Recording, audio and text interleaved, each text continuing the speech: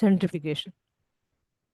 So in centrifugation, we have talked about the basic instrumentation, types of instruments, the equations which are involved in calculating centrifugal force, RCF, RPM concepts, then different parameters which contribute to sedimentation.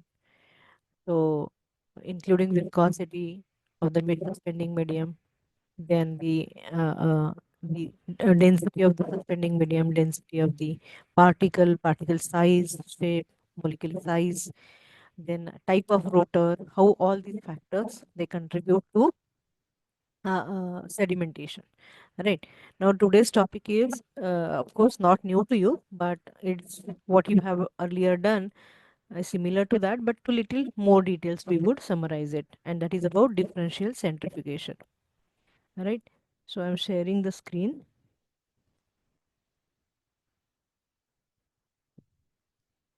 Right. So here is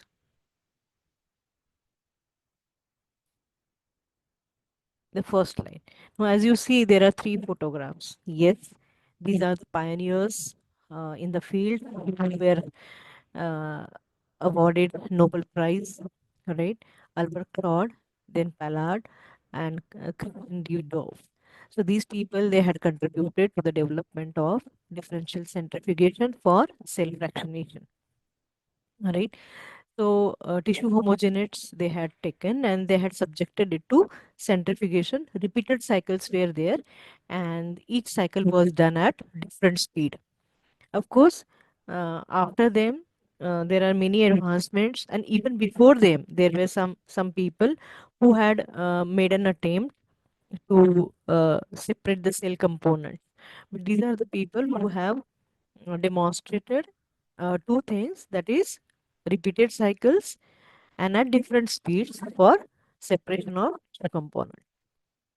So differential centrifugal force, as we know, they are applied so that subcellular components or the particles which are having different densities can be separated. So what you are combining here is the characteristics of the particle which is sedimenting, and uh, in proportion to that you are going to increase the relative centrifugal force and time. Okay. Now further, these differential centrifugation instruments they were combined with electron microscopy, so that you can resolve the fractions which are getting separated. So mitochondria, microsomes, then endoplasmic reticulum, and so on. You can see the real-time separation of these molecules by attaching certain equipments to it. All right. Of course, uh, fractionation of cell components like enzymes also is known today, right? So but these are the people who have contributed it in the early years. Now here is the general scheme of separation of subcellular components by differential centrifugation. This is what you have studied a lot many a times. I am just going to flash through it. So what you have is tissue homogeneate, that is prepared from the tissue by grinding the tissue, mechanical maceration, or maybe enzymatic treatment, and then low speed centrifugation is done, so that first pellet which is going to get is of course debris, and then the nuclei. Medium sized, medium speed centrifugation, you are going to get these heavier molecules, heavier organelles like mitochondria, lysosomes, peroxisomes. And if you increase the speed even more, then the microsomes, which are even smaller ones, can be separated. So let's low speed centrifugation is usually in the 700 to 1000 G, and it is for 10 minutes. Then in the second step, when you do medium speed centrifugation, the range is between 15 to 20,000 G, and it is run for 15 to 20 minutes. And at high speed, it is run at 80 to 1 lakh G, and it is for hour time or so, 60 minutes or even more. And if you take example of ribosomes and small polysomes, then you have to go for extended time and very high speed, that is up to 3 lakh G for 2 hours, or 1,50,000 G for 3 hours. So speed and time relationship is very obvious here. Now, how they are connected, time and speed, let's calculate that using a formula which says about t is equal to 9 by 2. Now, what are the components? Why 9 by 2 is taken and what is t? T is the time required. What is 9 by 2? It is considered that particle under sedimentation is spherical particle, and for that purpose, it is taken into consideration that, just hold. नमस्कार sir, lecture मध्ये आहे. Online lecture मध्ये आहे, घेते. किती वाजता करू? किती वाजता करू? बर. बर.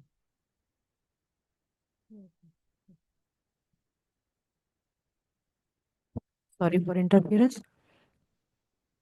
So coming back to the point, so considering that the particle is spherical, so 9 by 2 is based on assumption that you are handling a particle which is spherical in nature.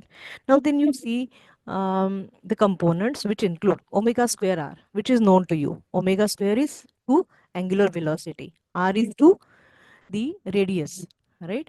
So when we are talking about, there are two values for r you are seeing. That is radial distance from the center of rotation to the liquid meniscus, and radial distance from center of rotation to the bottom of the tube. So r minimum and r maximum, that is how we have talked about, and r average, right? Then you see this p like symbol, which is rho, that is nothing but the density, rho density of the particle, and this is rho m, that is density of the suspending medium. All right, and then this is the sign which indicates viscosity of the suspending medium. All right, so this equation makes clear that when you have a mixture of say the particles which are heterogeneous, right, when you are talking about cell homogeneous, so you are having a mixture of heterogeneous particles, and that can be separated by centrifugation on the basis of what are the important components: density, right, and the distance from the centrifugal field that is applied, and what is most important is the the viscosity of the suspending medium. So of course you can calculate the time required for complete sedimentation of the particle, and you have to specify which type of centrifugal field, I mean, a fixed centrifugal field you are applied by, and which type of instrument, that is what kind of router you are using, right? So extent of sedimentation after a given time in a fixed centrifugal field will achieve separation of each component. Now, if you think about the biological molecules, are they all spherical? Surely not. So shape and density of various intracellular particles, even if we keep the medium same, these two things, that is shape and density of the particles which are from the cell, are going to be different. So for each type of particle, considering its shape and its density, you have to recalculate the centrifugal field required, and then you can calculate the time required, right? So you, how do we decide upon key, as you have seen in the previous slide, key this is for 10 minutes, this is for 15 minutes, and this is for 1 hour. How do you calculate that, right? So this calculation is based on properties of the sedimenting particle and the major properties which contribute our density, size uh, of the sedimenting particle. So using that, putting it into equations, you can find out the sedimentation force to be applied or centrifugal force to be applied. And second that you can calculate is the time required to run that. All right. So this equation plays a crucial role when we talk about sedimentation by for differential centrifugation.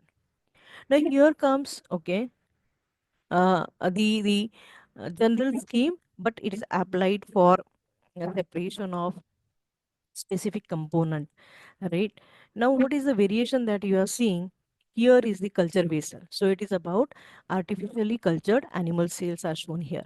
Now you are going to lyse the cells, and of course rest of the steps are going to be similar. That is, you have to take it stepwise, increasing time and increasing the speed of or centrifugal force that is applied, right? So 100 G for 10 minutes, 2000 G for 30 minutes, 10,000 G for 30 minutes. That is what you are seeing. So what you are seeing here with reference to this scale, which talks about speed and time, on the lower end of the tube, you are seeing what fraction is getting separated. Cell. Then here is the cell debris. The first component which gets separated at 10,000 G in 30 minutes is mitochondria, right? Now, when I say this differential centrifugation, yes, I can apply it to different types of samples, including saliva, urine, semen, milk, cerebrospinal fluid, blood, right? And even the cell culture supernatants.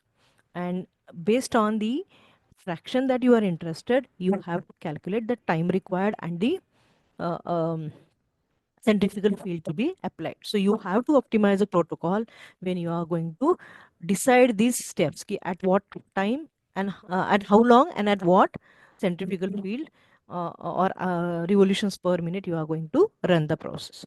Now this is the process which is showing isolation of exosomes, right? So these exosomes they are to be isolated, and here if you see stepwise 300 grams, 300 G to remove the cells, 2000 G to remove apoptotic debris, that is after breakdown of cells, then 10,000 G larger vesicles, and very large very high speed, that is 1 lakh G to precipitate exosomes. Now once you get this pellet, it needs to be purified because you need a pure component.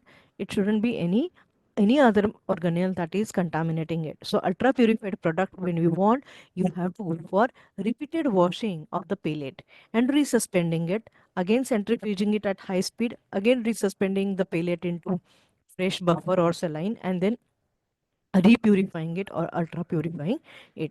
So isolated exosomes or the cells, then you have to either use immediately or you can store them at low temperature, etc. Right. Now when I talk about a differential centrifugation, you must have understood by now that this method is based upon differences in the sedimentation rate of the particle. Now sedimentation rate of the particle is dependent on what? The particle size and particle density. These two factors, that is size and density, will decide sedimentation rate.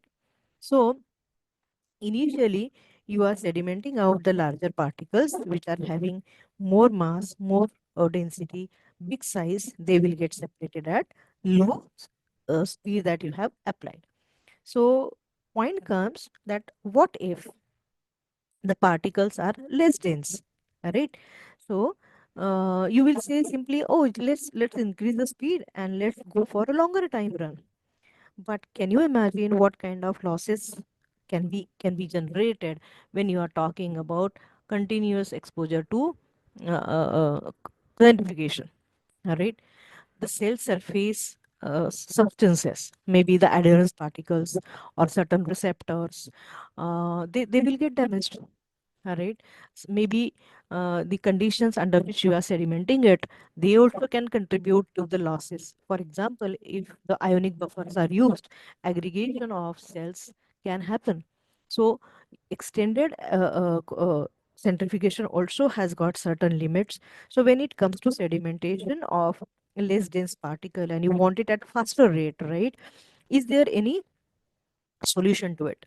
Secondly, when you are separating the less dense particles and you want to separate them at faster rate without damaging them, can we have any variation in a suspending media composition? You have seen in the previous equation, that is viscosity is going to decide the rate of sedimentation, right? And similarly here, when you have particles which have similar masses, how will you separate them? So here comes use of sucrose solution.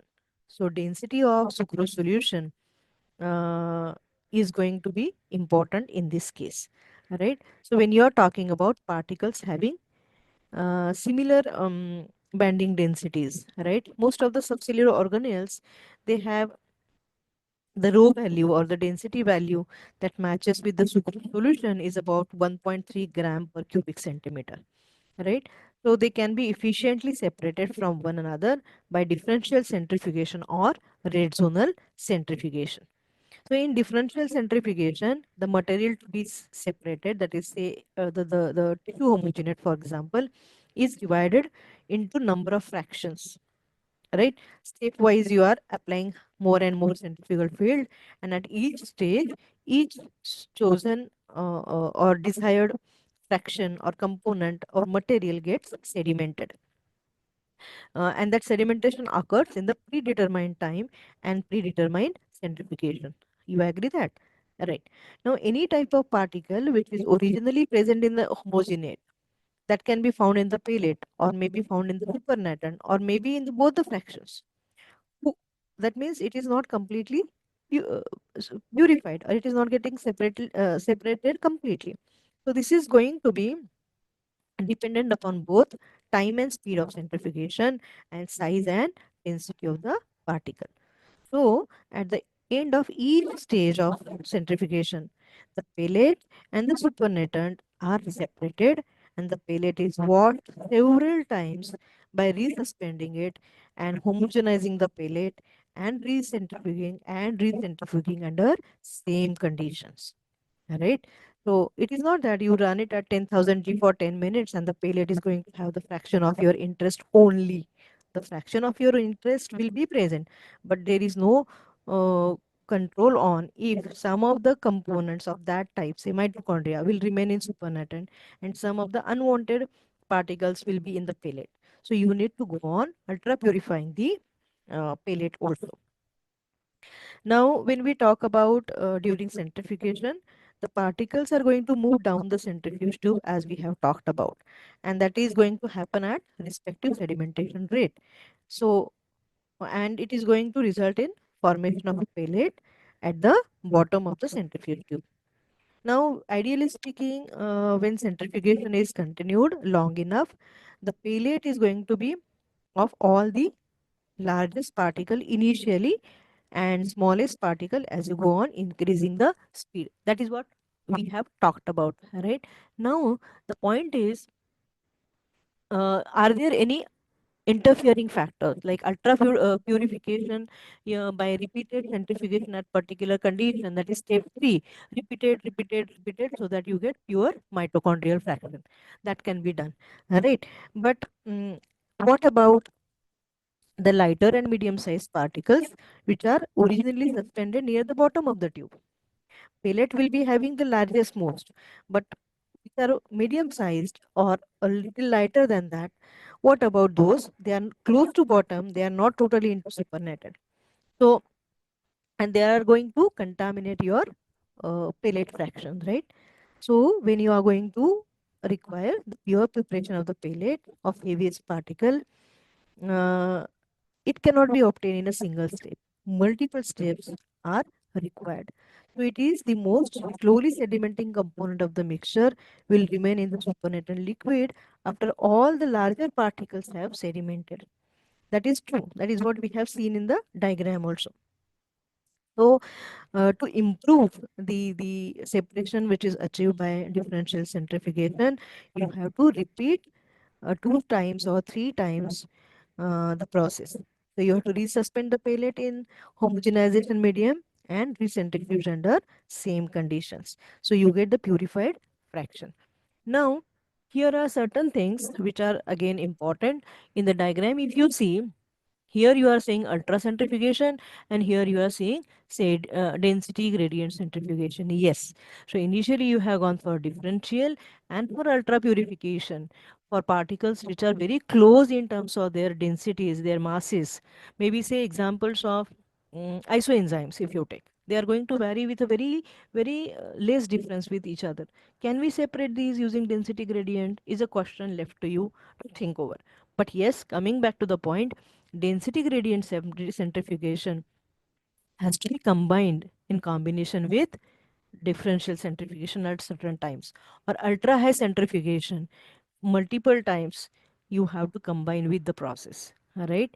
So that you get a desired fraction of very small sized and small density particles of component like exosomes, right? Now Here is one paper that I want to share with you.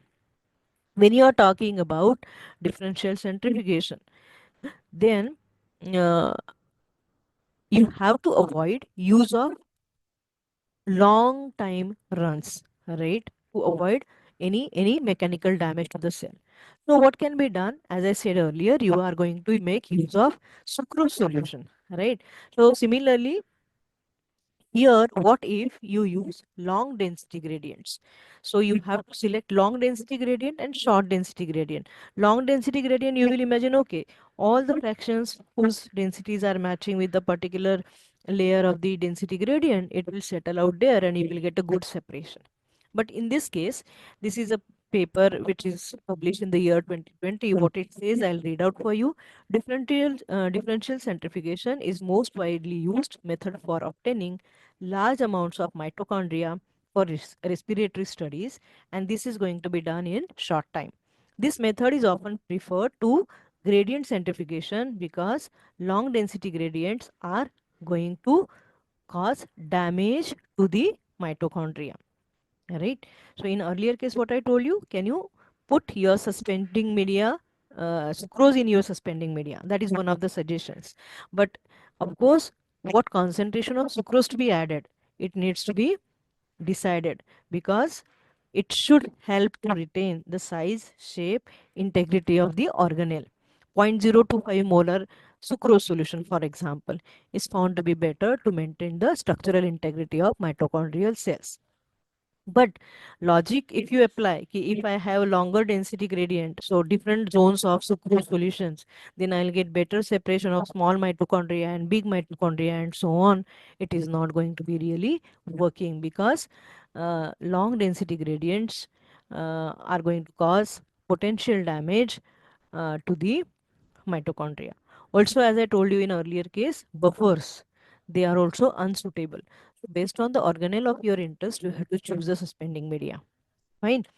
Now, here, when you are talking about the mitochondria, generally heart tissue is taken and it is chopped, right? It is macerated in the meat grinder, and then it is washed, homogenized, and again homogenized, and the suspension is then centrifuged at low speed to remove intact cells and nuclei, and then centrifuge again at high speed to obtain mitochondrial pellet, which can be stored uh, uh, in a refrigerator at 4 degrees Celsius at constant pH adjusted to 7.2 sorry, 7.8, using trees based solution.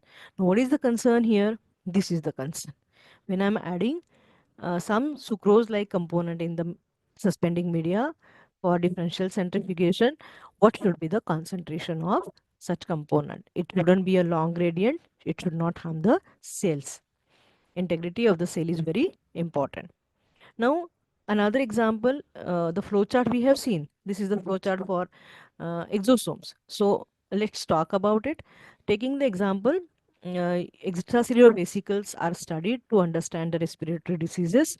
So they are to be extracted from the tissue, and for that purpose you are going to take help of differential centrifugation. So sample is collected for centrifuge at 300 G for 10 minutes at 4 degrees Celsius, right? The remaining supernatant is centrifuged at 2000 G for 10 minutes at 4 degrees Celsius. So sensitivity to temperature also is one of the component to be taken into consideration when you are going to centrifuge for a longer time, right? So stepwise 300, 2000, 10,000, and then you are going for 1 lakh G for 70 minutes at 4 degrees Celsius, so that you get extracellular vesicles, EVs, right? Will pellet out. Now these EVs are resuspended in phosphate buffer saline for further analysis, right? So do you get the differences? Now here it is a schematic representation which shows separation of these extracellular, the vesicular components, EVs. Here, if you see, these are the steps. But what is here, right? And what is here on this side? So this is the diameter, right? Size. So this is from big to small size you are going. Is it in nanometers? Yeah. micrometers, and here it is nanometers. That is one thing. So smaller possible things are going to get sedimented in 1 lakh G for 70 minutes. Now, what is this? What is this particular sign? What is it showing? It is the central shaft of the tube. All right. So differential centrifugation you are going to apply when it comes to co-isolation of larger EVs at high speed. So schematic diagrams, you may put this diagram, you may put this diagram, or it could be the very simple basic diagram depending on what is the question asked. Right. So here is the general schematic representation for the process. Now I'm going to stop sharing here and going to talk to you about little discussion in this context, that is when I'm talking about the choice of the medium, as I said earlier, which is very important, the factors which will affect centrifugation and the efficiency of differential centrifugation. The very first is choice of the medium. We have optimized the centrifugal force to be applied, we have optimized the time required, and then we are proceeding based on the suspending particle characteristics, whether it is larger size, high density, low density, what is the shape of the particle, what is the viscosity of the medium, what is the rho, that is density of the medium, density of the particle, what are the properties of the rotor in with reference to shaft, what is the r minimum and what is the r maximum. All these factors we have taken into consideration and have decided to go for particular time of centrifugation at particular field applied. All right. Now what important is the medium. Okay, rho, viscosity and density that I have talked about, but composition that also matters. So choice of the medium is important. And here, as I said earlier, ki sucrose, all right?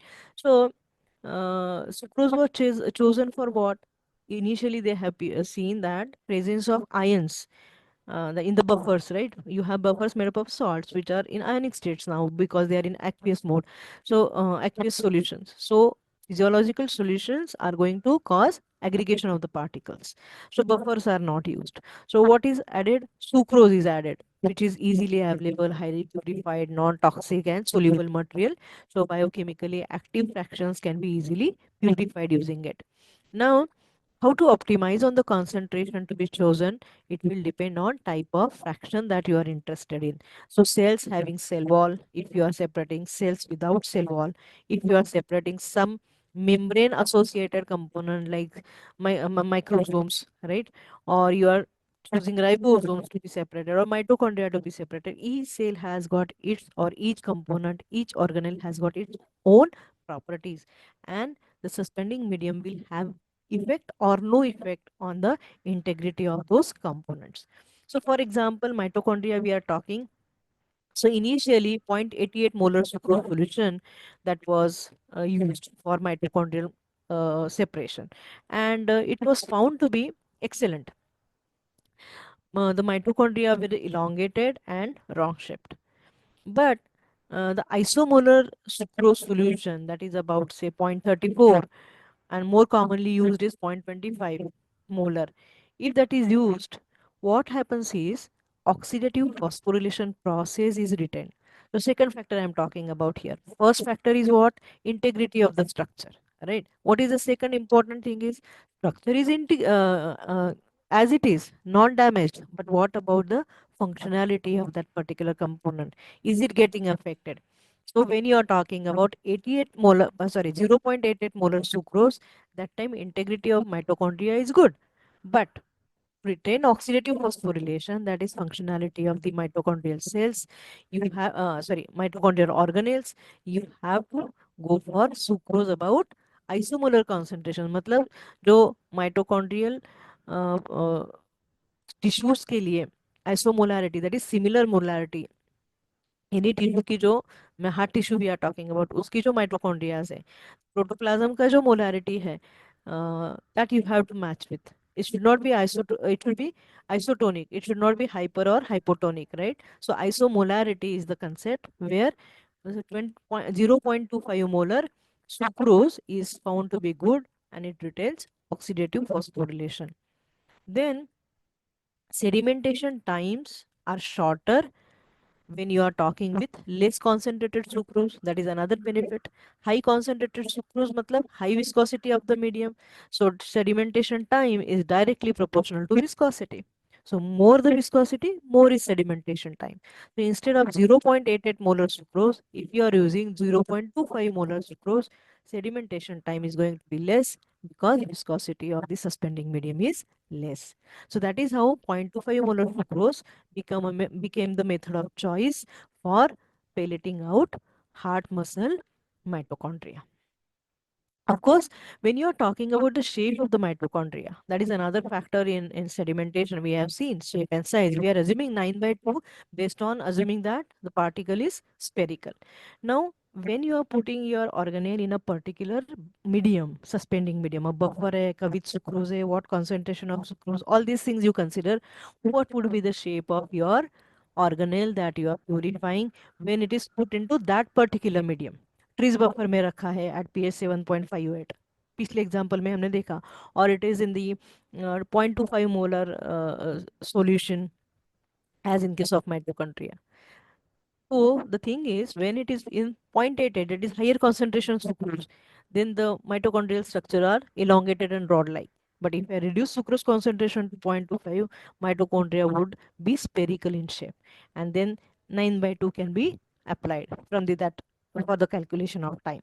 Right.